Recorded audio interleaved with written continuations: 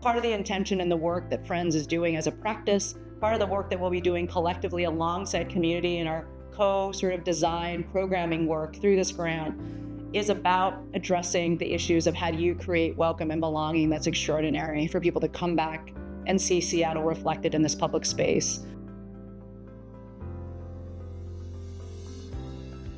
This city needs places for folks to gather, to share ideas, to be in community, to care for each other.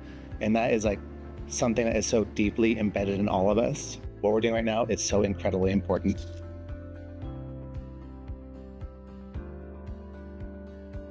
We moved into our new site in January. We had a space dedicated to be our all-in art studio, gallery, and workspace. Starting next week, the gallery will finally be open 3 days a week. And we've been able to get to that point because of the funding.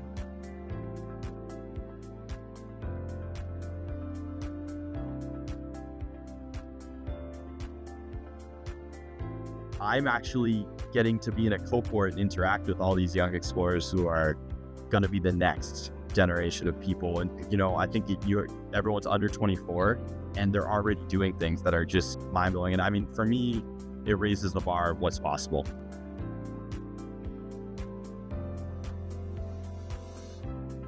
So often we have high school students who join Rhizome and say, this is the first time I have ever been able to have conversations about the world that I want to live in. I think in the face of survival, it's so much harder to dream. And so the most exciting part of the work for me is starting to hear dreams emerge.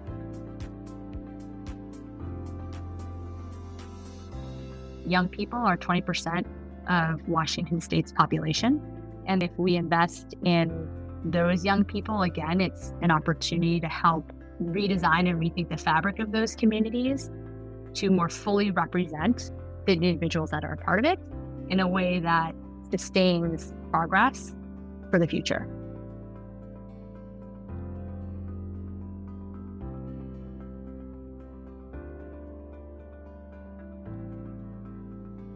So what we found in the first FinPrint project was really alarming. In this next phase of the project, we're investing in local teams to go back to the places we surveyed 8 years ago to see what's happened to the reef sharks.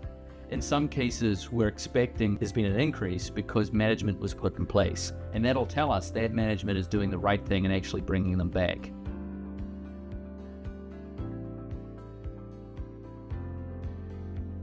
One thing that really kind of gets me up in the morning and gives me hope is the power of science for solutions, right? So science doesn't make decisions, decision makers make decisions, but science can support decision making. And I'm really excited about building the knowledge base from a scientific perspective to support decision makers.